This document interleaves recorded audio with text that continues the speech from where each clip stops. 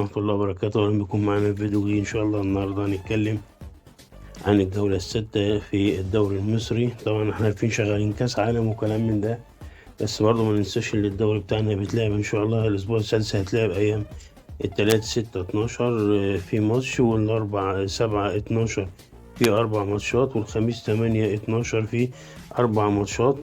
طبعا مع زحمة كأس العالم برضه هنتابع الماتشات دي يعني على قد ما نقدر كده واحنا شغالين. طبعا يوم التلات ان شاء الله المباراة الأولى هتبقى في مباراة واحدة بس، الساعة 3:15 عصرا، هتكون ما بين المصري والبنك الأهلي. طبعا المصري في المركز العاشر والبنك الأهلي في المركز التاسع. المصري عنده 5 نقط، والبنك الأهلي برضو 5 نقط، بس المصري من 4 مباريات، البنك الأهلي من 5 مباريات. وده هتبقى مباراة حلوة إن شاء الله، فحاولوا تتابعوها إن شاء الله. يوم التلات 7/12 هيكون في 4 مباريات. المباراة الأولى بيراميدز والمقاولين، طبعا هتبقى الساعة 3:15. بيراميدز طبعا في المركز السادس برصيد 8 نقط من 4 مباريات، والمقاولين في المركز السابع وراه برضو ب6 نقط من 4 مباريات. هتبقى مباراة برضو جامدة كده، وإن شاء الله التوفيق للفريقين. المباراة التانية برضو في نفس اليوم الأربعاء هتبقى ما بين فاركو والداخلية في نفس الميعاد برضو الساعة 3:15.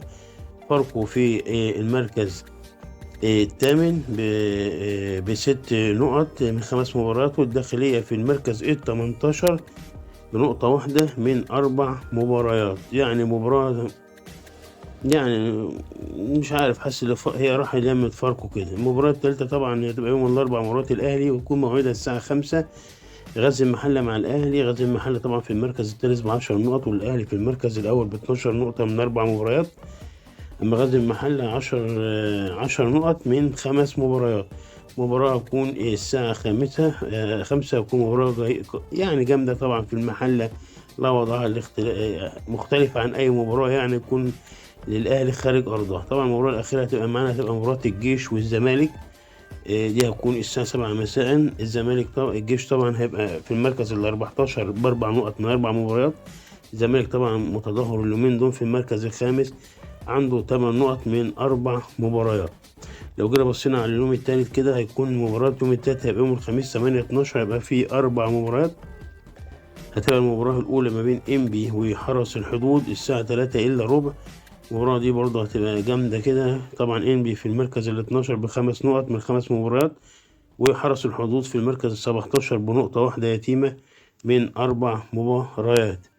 ماشي، دي هتبقى 3:15 عصرا. كده المباراة بعدها برضه هتبقى 3:15 عصرا ما بين سموحة وأسوان. مباراة هتبقى شيقة برضه. سموحة في المركز ال11 ب5 نقط من 4 مباريات، وأسوان في المركز ال15 ب3 نقط من 5 مباريات. المباراة دي طبعا هتقام يوم الخميس الساعة 3:15. لو جينا بصينا بعد كده في مباراة هتقام الساعة 5، دي هتكون ما بين فيوتشر والاتحاد. هتكون المباراة دي ميعادها الساعة 5. طبعا فيوتشر مقدم مباريات جامدة جدا، ده في المركز الثاني عنده 10 نقط من 4 مباريات. الاتحاد برضو مش وحش في المركز الرابع، عنده 9 نقط من 4 مباريات.